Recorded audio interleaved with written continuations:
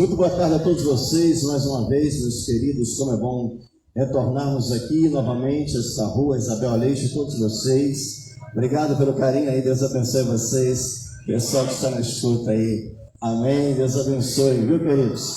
Louvado seja Deus, obrigado pela honra, obrigado pela gratidão. Um abraço para vocês aí, a todos vocês, onde você estiver, na sua casa, no seu comércio, no seu trabalho, meditando, conversando com alguém, desfrutando desse frescor da tarde, dessa sombra aí, que você possa nesta tarde de hoje abrir seu coração também para a palavra de Deus que será pregado. Quero pedir perdão a vocês, não pude estar aqui na sexta-feira passada, fiquei um pouco enfermo aí da coluna, mas Deus seja louvado. Tudo nós damos graças a Deus porque Ele nos sustentou e nós estamos aqui, antecipamos para hoje, porque amanhã nós temos um compromisso ali também no trabalho de pregar a palavra de Deus ali no sítio do Gabriel. Então nós antecipamos para hoje, essa quinta-feira, final de tarde, tarde abençoada, dia que o Senhor nos deu para que nós possamos mais uma vez desfrutar da sua presença, invocar a Ele sua graça, sua misericórdia sobre a nossa vida, sobre a nossa casa, sobre a nossa família. E eu quero neste momento convidar você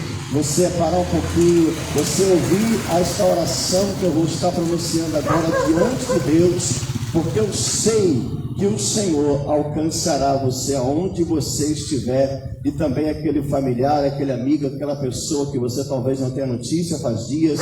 Preocupa, ansia teu coração, que você possa neste momento levar diante de Deus em oração, porque a Bíblia diz que Deus é Deus de perto e Deus de longe. Também você que me acompanha pelas redes sociais aí, obrigado, Deus abençoe, compartilhe esta live, nos ajude a de fato divulgar a palavra de Deus, a semear o evangelho da salvação. Senhor nosso Deus e eterno Pai, entramos diante da tua presença, Senhor, com coração agradecido, com profunda alegria em nosso coração, porque o Senhor é aquele que nos vê, que nos sonda, que nos conhece, aquele que nos sustenta, onde tua palavra nos declara, Senhor, que tuas misericórdias são novas a cada manhã, sendo ela a causa de não sermos consumidos pelo mal. Te apresentamos nesse momento cada lar, cada família, Senhor, cada pessoa, Pai querido, independente das circunstâncias que estão enfrentando, as dificuldades que estão vivendo, o problema que está passando, Senhor, mas tu és o Deus que sustenta, tu és o Deus de provisão, tu és o Deus de cuidado, tu és o Deus que liberta, que transforma, que sara, que cura, que renova, que levanta aquele que está caído, fortalece aquele que está fraco, que traz, meu Pai amado, a tua presença, aquele que um dia se afastou dos teus santos e preciosos caminhos, ó Deus. Nesta noite, nesta tarde, Senhor, manifesta, Deus, o teu grande poder, a tua infinita misericórdia e compaixão, curando, meu Pai amado, as feridas da alma, arrancando a tristeza, a angústia, a depressão, o desejo de morte, o pensamento suicida.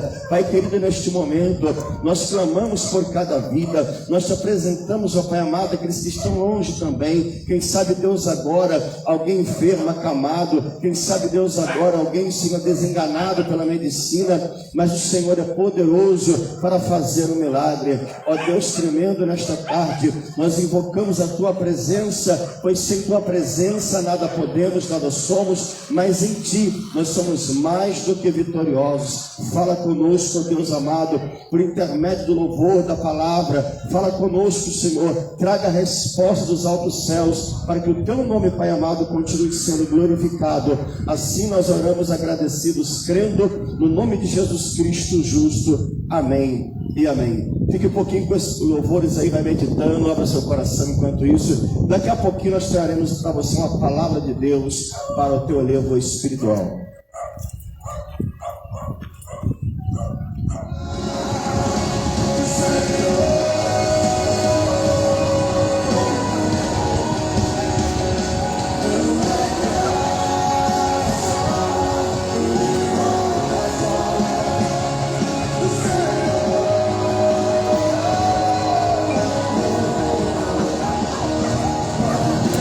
Louvado seja Deus.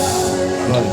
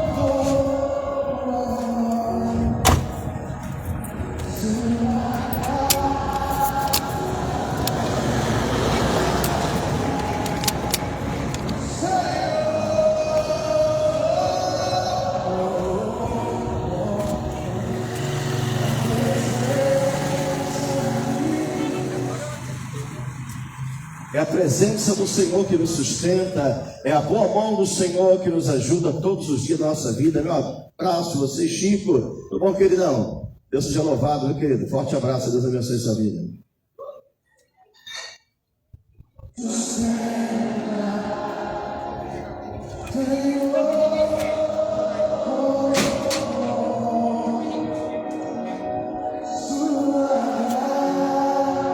Pai do Senhor, Deus abençoe o irmão Rafael, nosso irmão João, filho lá em São Paulo, nossa irmã Solange, a paz do Senhor a todos vocês, boa tarde, vai espalhando as boas novas com a gente aí, viu?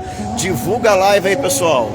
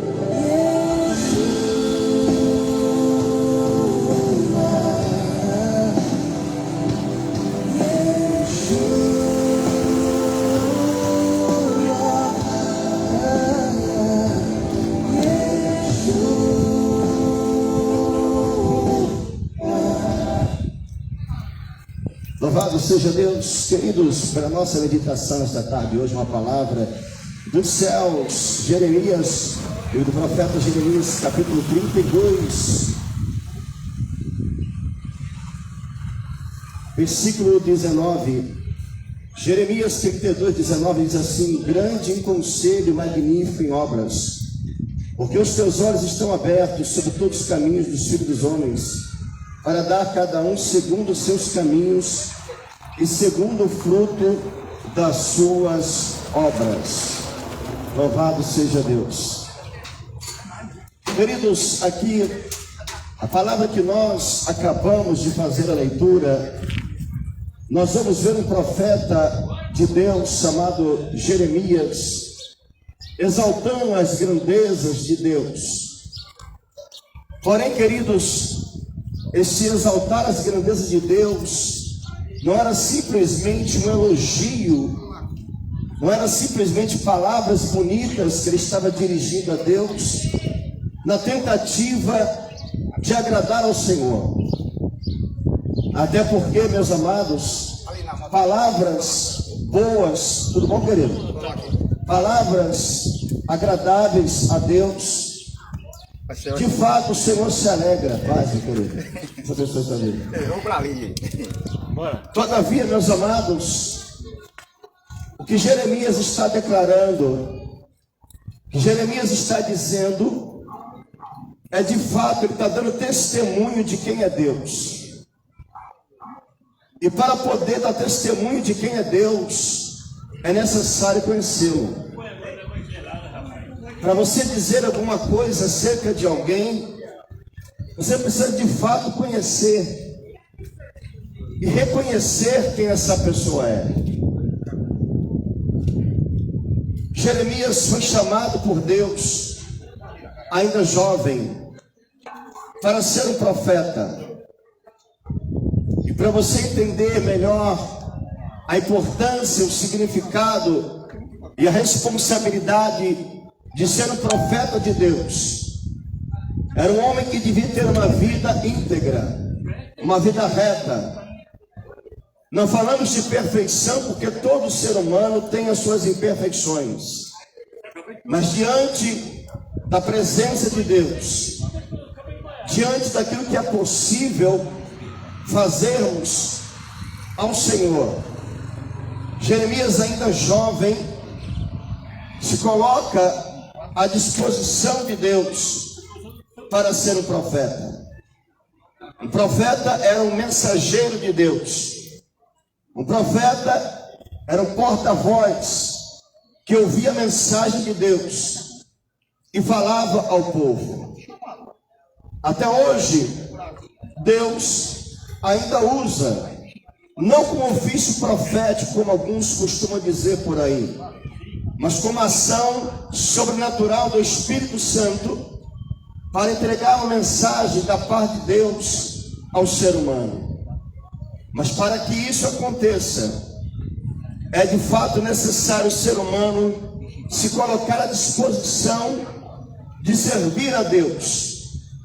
Não apenas querer ser servido por Deus, porque infelizmente nós seres humanos gostamos muito de ter, receber, ganhar, conquistar, obter. Pensamos muito no nós, pensamos muito no que Deus deve e pode fazer pela nossa vida. Mas a pergunta que fica nesta tarde de hoje, a você, meu ouvinte e minha ouvinte, ao invés de só requerer de Deus, o que você tem dado a Deus? O que você tem entregado a Deus? O que você tem colocado diante de Deus? Será que você tem se disposto a servir a Deus? É interessante, meus amados, que todos nós entendemos, reconhecemos a grandeza de Jesus Cristo, que veio ao mundo como Filho de Deus. E é interessante que Jesus certa vez declarou acerca desse assunto, quando ele falou: eu vim ao mundo não para fazer a minha vontade, mas a vontade daquele que me enviou.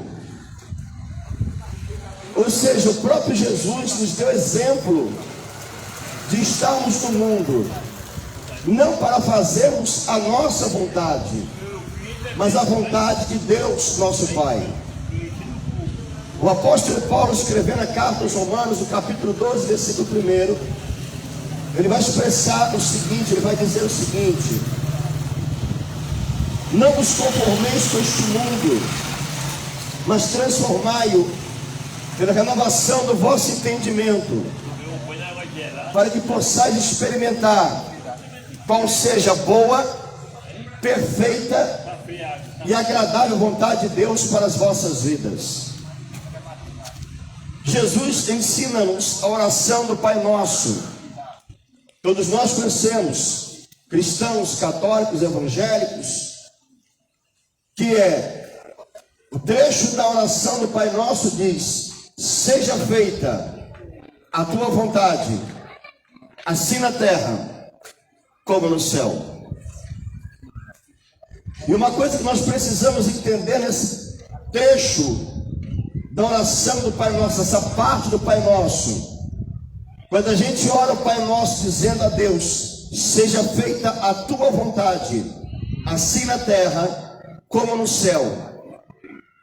Será que você já se perguntou acerca disso? Será que você já parou para pensar acerca desse pedaço, dessas linhas da oração do Pai Nosso? Será que para fazer a vontade de Deus, Deus não está querendo contar conosco? Porque senão quem quer fazer a vontade de Deus aqui na terra? Quem fará a vontade de Deus aqui na terra, senão nós? Vamos esperar que os animais façam a vontade de Deus. Vamos esperar que árvores, plantas, façam a vontade de Deus. Que terra, água, fogo, façam a vontade de Deus.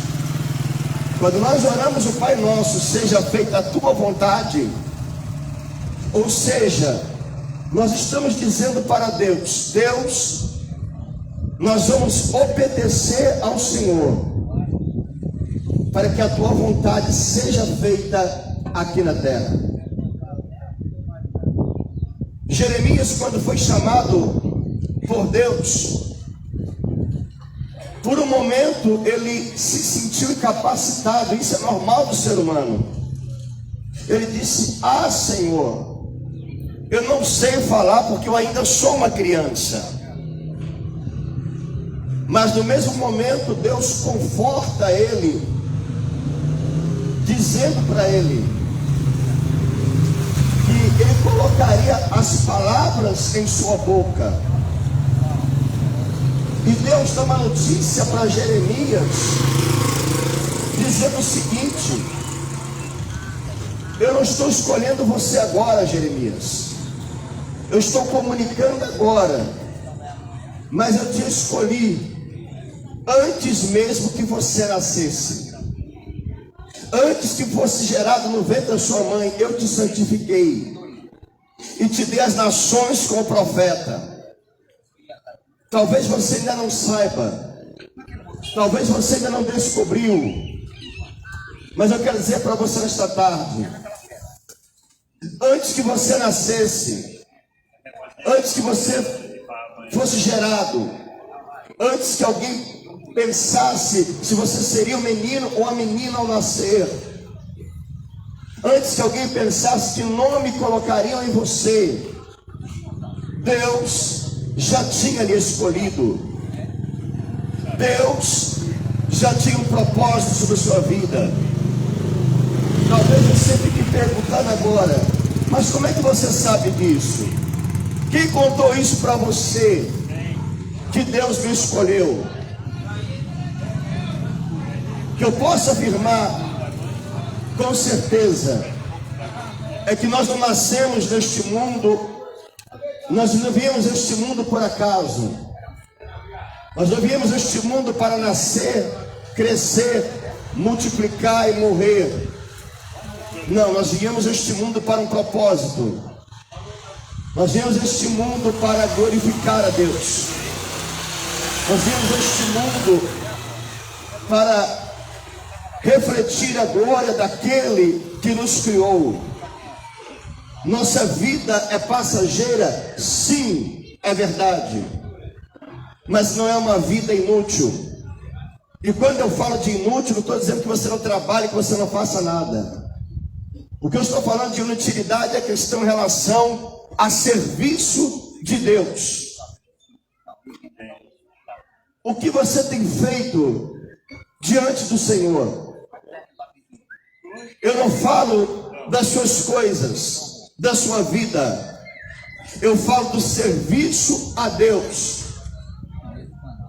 Deus pode contar com você agora.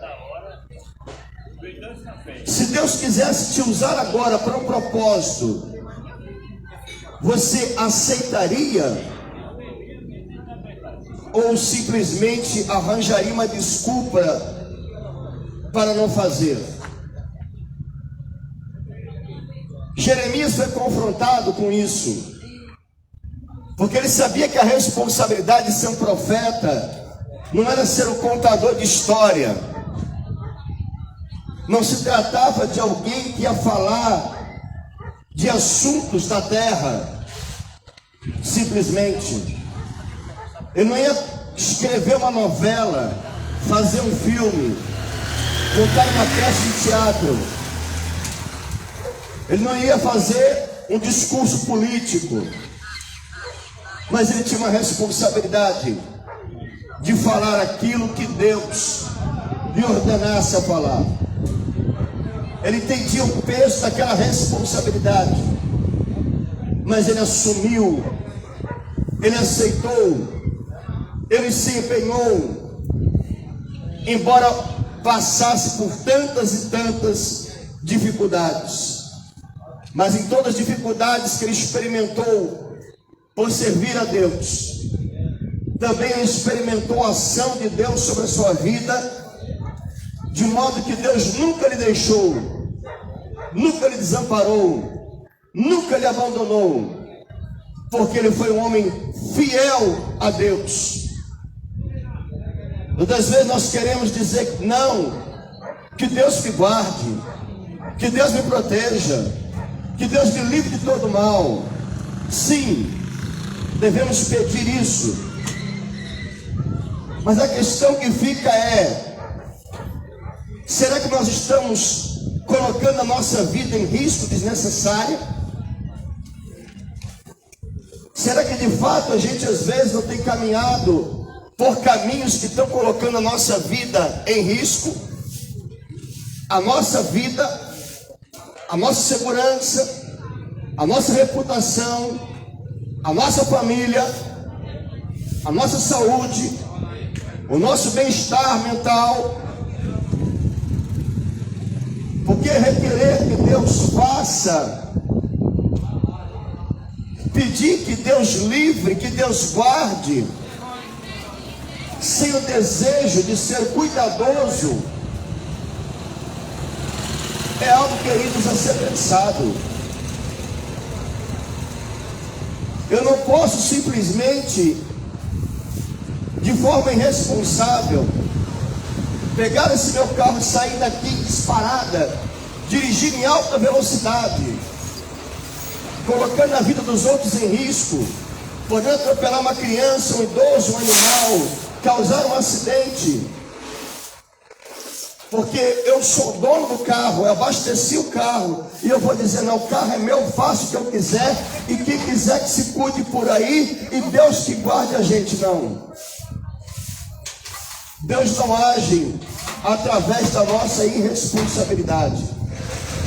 A partir do momento que eu pegar um veículo para dirigir, eu tenho que me portar como motorista, pensando não somente no meu bem-estar, mas no cuidado das pessoas que me rodeiam. Assim, eu tenho um exemplo que serve para toda a nossa vida. Eu colocar a minha vida em risco todos os dias, praticar coisas que Deus não se agrada, e simplesmente querer que Deus me guarde, me livre de tudo, isso é uma incoerência, não faz sentido. Deus é Pai, Deus nos ama, mas todo filho tem que ter responsabilidade diante do seu pai, assim como nós temos que ter responsabilidade diante de Deus. E a Bíblia nos diz o seguinte: de que se queixa o homem, se queixa dos seus próprios pecados. Grande parte do nosso sofrimento, das nossas dores, das decepções, dos problemas que nós passamos, são culpa dos nossos pecados. Somos nós que produzimos males para nós mesmos, e precisamos refletir acerca disso. Como nós lemos aqui o texto de Jeremias 32:19, o profeta Jeremias vai dizer: grande em conselho e magnífico em obras. Que conselho é esse, meus amados? É a palavra de Deus, que é viva, eficaz, não volta para ele vazia, é penetrante, discerne as pessoas, faz o ser humano compreender as verdades celestiais. O conselho de Deus não é uma opinião que Deus tem acerca de qualquer assunto, não. O conselho de Deus é uma ordem para o ser humano, e como ordem deve ser obedecida e acatada, porque a gente não conhece todas as coisas, mas Deus sim. Para Deus não existe ontem, hoje e amanhã. Deus não marca tempo, Deus não tem relógio, Deus não tem calendário. Deus não é pego de surpresa. Tudo Ele sabe, tudo Ele conhece, tudo Ele vê, tudo Ele pode. Então o conselho de Deus, o grande conselho de Deus, é a sua palavra, nos ensinando como vencemos o pecado. O grande conselho de Deus é: chegai-vos, pois, a mim, e eu me chegarei a vós. O grande conselho de Deus é: vinde a mim os que estão cansados e sobrecarregados, e eu vos aliviarei. O grande conselho de Deus é que só há um Deus e um só mediador entre Deus e os homens, Jesus Cristo, homem. O conselho de Deus é: Jesus Cristo é o único caminho, verdade e a vida. Ninguém vem ao Pai senão por Ele. O grande conselho de Deus é que Deus amou o mundo de tal maneira que deu seu Filho unigênito, para todo aquele que nele crê não pereça, mas tenha vida eterna. O grande conselho de Deus é que Jesus veio ao mundo para salvar os pecadores. E como disse Paulo, dos quais eu sou o principal. O grande conselho de Deus é que ninguém, há um justo sequer na face da terra. O grande conselho de Deus é que o desejo dele é que alcancemos a vida eterna por Jesus Cristo nosso Senhor. Grandes são os conselhos de Deus, e magnífico em obras. Essas obras aqui não são essas obras que a gente costuma conhecer. Não é fazer um calçamento, pintar, reformar uma casa, levantar um prédio, fazer uma encanação, instalação elétrica, não. As obras de Deus, diz a Bíblia, que são feitas em espírito. As obras de Deus são feitas em nós, por nós e através de nós também. As obras de Deus feitas em nós é Cristo nos resgatando do pecado, nos dando salvação, perdoando as nossas iniquidades, transformando nossa vida. Esta é a obra de Deus em nós. Obra de Deus por nós. As nossas necessidades que nós temos, a dificuldade que nós passamos, oramos a Deus, clamamos a Ele. E como disse o salmista Davi no Salmo 23, o Senhor é meu pastor e nada me faltará. Deus não nos dá todas as coisas. Não, não.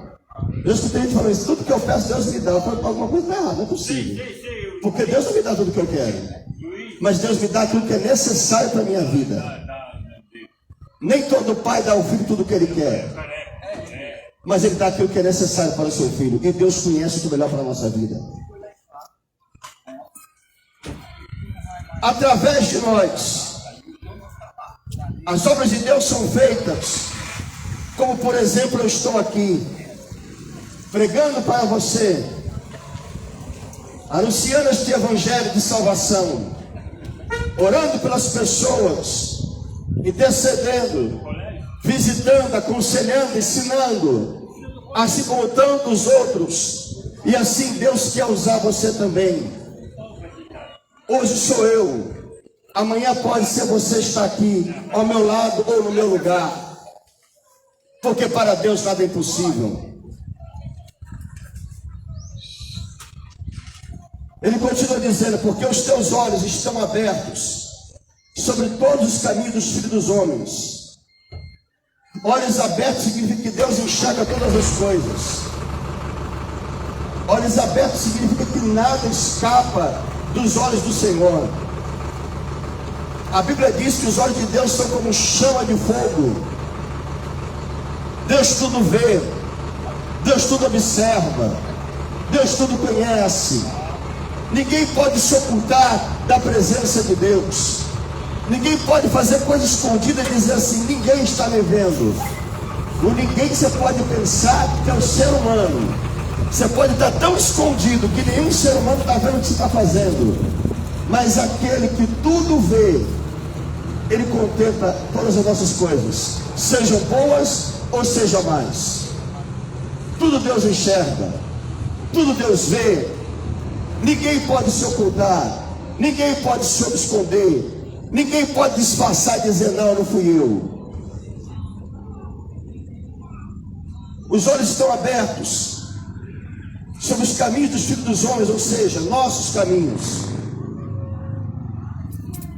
para dar a cada um segundo os seus caminhos e segundo o fruto das suas obras. Tudo que nós praticamos, queridos, trará consequência para a nossa vida. Tudo que a gente faz na vida tem consequência, boa ou ruim. Quando a Bíblia fala de frutos, fala de recompensa. Não está falando de melão, melancia, abacate, maracujá, laranja, pinha, não. Esses frutos aqui, queridos, são resultado da nossa plantação. Nós colhemos aquilo que nós plantamos. E mais uma vez eu digo, não falo de lavoura, de colheita, de terra. Falo das nossas ações.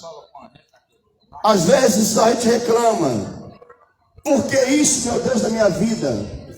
Por que esse sofrimento? Por que essa dificuldade? Por que esse problema? Cabe a gente analisar. Cabe a gente se julgar a nós mesmos. O apóstolo Paulo, escrevendo a carta aos Coríntios, no capítulo 11, versículo 28, ele disse: examine-se, pois, o homem a si mesmo. Não sou eu. Não é ninguém que vai ficar olhando, observando ou julgando sua vida ou seu comportamento, embora muitos seres humanos gostem de fazer isso. Cuidar da vida dos outros.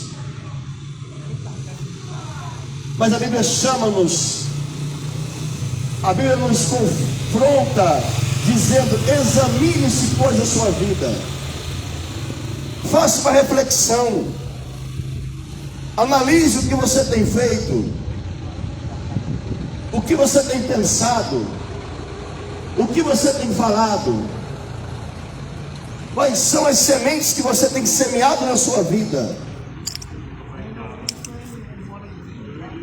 Grande parte, queridos, dos nossos problemas são frutos que nós colhemos daquilo que nós cometemos.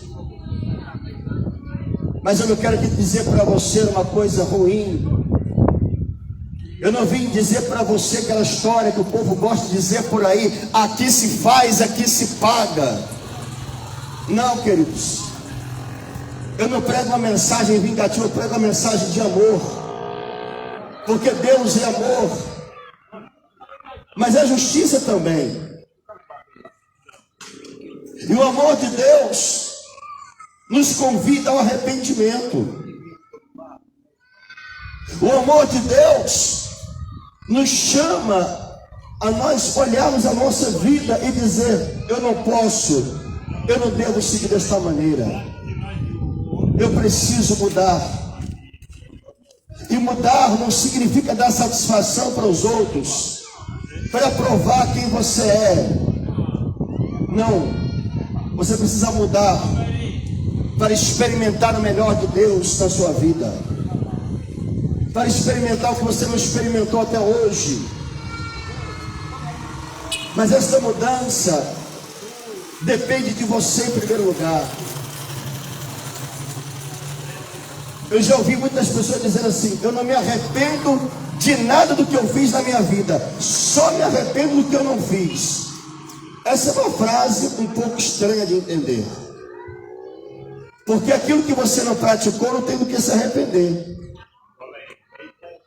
Mas aquilo que nós fizemos, e se isso foi contrário à vontade de Deus, nós precisamos e devemos nos arrepender. Porque a Bíblia diz que aquele que confessa seu pecado e deixa, alcança misericórdia. João Batista, que veio ao mundo 6 meses de nascido antes de Jesus, começou pregando no deserto, anunciando que Jesus viria depois. A mensagem de João Batista era: arrependei-vos, porque é chegado o reino do céu.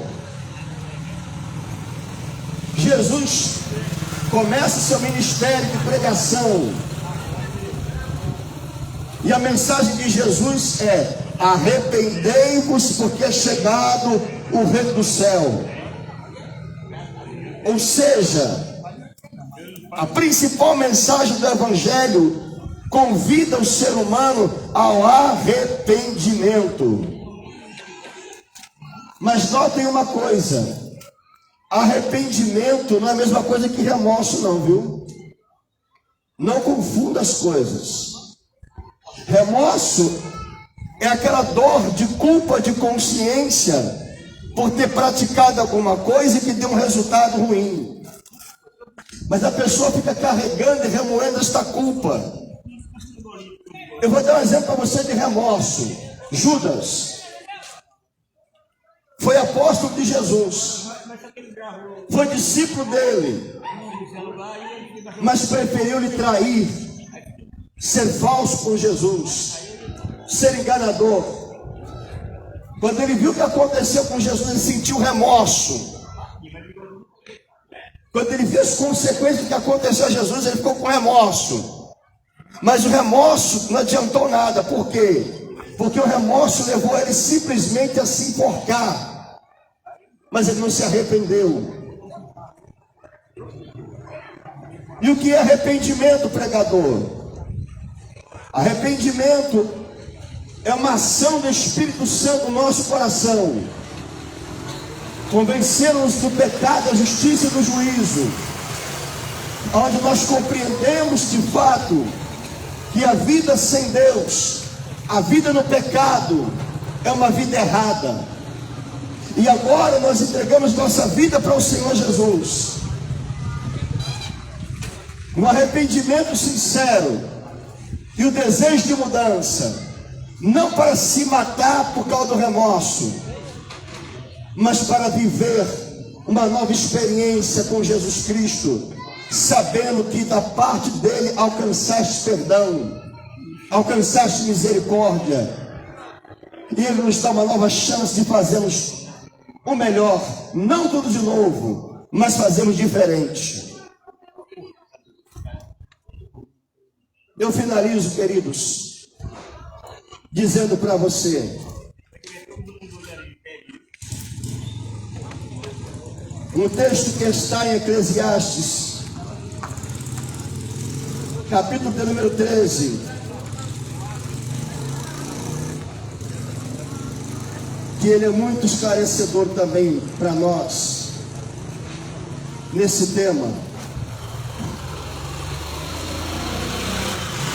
Capítulo 12, versículo 13.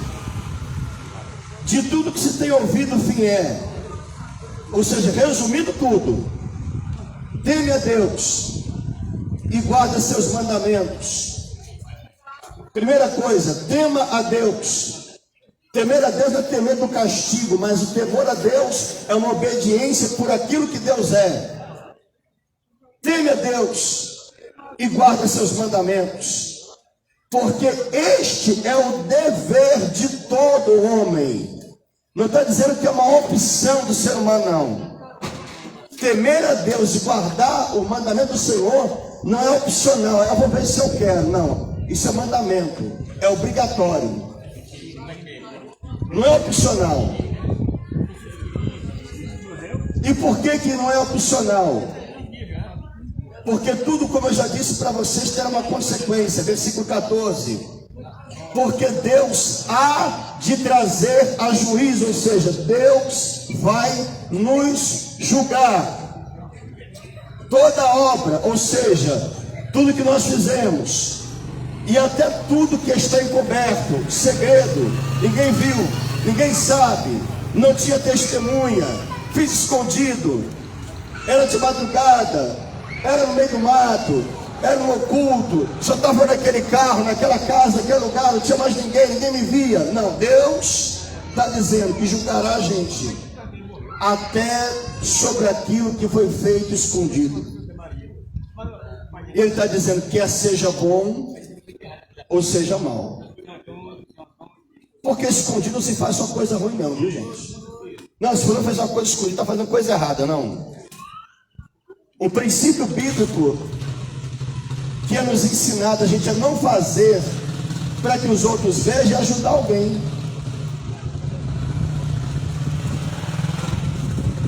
Não preciso contar para os outros coisa boa que eu fiz. Ah, eu estou fazendo isso por alguém, eu estou ajudando fulano, eu dei isso. Não precisa não. Mas o Deus que conhece, que vê lá dos altos céus, se eu assim fizer o bem, serei recompensado por isso também. Mesmo que ninguém viu, mesmo que ninguém sabia, mas Ele vai recompensar, porque Deus é justo. Se Deus só desse por aquilo que a gente fez de ruim, Deus seria injusto. Mas as nossas boas ações também Deus leva em conta e em consideração. Mas amados, tenho uma notícia para dar para vocês, e eu finalizo. Ninguém será salvo por causa de boas ações. Não. Efésios capítulo 2, versículo 8 e 9. Pela graça sois salvos, por meio da fé. Isso não vem de vós, não pelas obras, para que ninguém se glorie. Tito 3,5. Não pelas obras de justiça que houvéssemos feito, mas pela sua misericórdia Ele nos salvou. Não somos nós que faremos alguma coisa para alcançar a salvação. Foi Cristo que fez na cruz do Calvário, morrendo pelos nossos pecados, para nos dar vida eterna. E para que você alcance essa vida eterna, Romanos capítulo 10, versículo 9 e 10. A saber, se com tua boca confessares ao Senhor Jesus Cristo, e em teu coração creres que Deus o ressuscitou dos mortos, será salvo. Visto que com a boca se faz confissão, e com o coração se crê para a justiça. Fica essas palavras de Deus para você. Que o Senhor te abençoe. Que o Senhor faça resplandecer o teu rosto sobre ti e te dê a paz. E se o Senhor permitir, estaremos de volta aqui na próxima sexta-feira, em nome de Jesus. Mas eu quero convidar você. Nós teremos ali em nossa igreja, Igreja Evangélica Congregacional da Prata, ali pertinho do Clube Municipal. Teremos culto ali sábado e domingo, 7h30 da noite. De 7h30 da noite às 9 horas. Você é o nosso convidado. Desejando estar conosco, sinta-se à vontade. Vá lá. Não se preocupe com vestimenta, com calçado. Não se preocupe com essas coisas. Lá é casa de Deus. Lá é lugar que pregamos o Evangelho. Lá nós não estamos para poder avaliar a condição financeira de ninguém, roupa de ninguém, aparência de ninguém. Não foi isso que Jesus nos ensinou. Casa de Deus é lugar de oração, é lugar de adoração, é lugar de comunhão. E vocês sabem que alguns frequentam ali conosco e nunca tiveram esse problema de dizer assim: ah, eu não tinha uma roupa, eu fui para lá, não me senti bem, eu não tinha isso, não tinha aquilo. Não se preocupe com isso. O que importa é a sua vida. Eu não estou aqui porque eu quero que você tenha. Eu quero você junto comigo no reino de Deus. Oremos. Senhor nosso Deus e eterno Pai, Deus, obrigado por este momento, por esta palavra, pela tua presença, Deus querido, em nossa vida, pela ação gloriosa do teu Espírito Santo. Ó Deus, que convence o homem do pecado, da justiça, do juízo, que guie toda a verdade, que ensine todas as coisas. Pai amado, somente o Senhor tem palavra de vida eterna. Somente o Senhor pode salvar, pode restaurar, pode curar, Senhor. Somente o Senhor é que pode operar um milagre nesta vida, nesta casa, nesta pessoa, nesta família. Ó Deus bendito, clamamos a Deus agora, Senhor. Liberta, meu Pai amado, essa pessoa que sofre, meu Deus amado, as doenças, os vícios, as perturbações, as angústias, Pai. Meu Deus, quem sabe a humilhação, o desprezo, a afronta, a privação de necessidade, Senhor. Ó Deus bendito, quem sabe essa pessoa tem um trauma de infância, de perseguição, de abuso, meu Deus amado, de abandono familiar, Senhor. Mas tua palavra diz, ó Deus, que tu és aquele que faz com que o solitário habite em família. Ó Deus, tenha misericórdia sobre cada vida, Pai. Derrama a tua unção poderosa, meu Deus amado, trabalha em cada vida, em cada coração. Repreenda, Pai amado, todo mal e os abençoa, em nome de Jesus. Amém e amém. Queridos, último aviso que eu quero dar para vocês é que este mês a nossa igreja, nós estamos celebrando o mês da família. Toda a nossa programação da nossa igreja, no mês de maio, é voltada para a família. Então, os cultos de domingo, principalmente, nós estamos ali orando pelas pessoas, pelas famílias, para que Deus abra portas de emprego, para que Deus transforme corações, para que Deus traga paz aonde há desarmonia, aonde há contenda, aonde há pessoas intrigadas com outra, pessoas estão precisando de uma resposta de Deus, uma provisão financeira para pagar uma dívida, ou alguém que está desaparecido, que não tem notícia, uma viagem que precisa fazer e não consegue. Então a nossa oração, veja bem, não estou prometendo riqueza para ninguém, mas estou prometendo a você que ali nós estaremos intercedendo por sua vida, entregando diante de Deus sua situação, para que aquele que tudo pode supra todas as suas necessidades em glória. Que Deus os abençoe mais uma vez. Obrigado a todos vocês. Uma ótima noite, um ótimo final de semana, em nome de Jesus.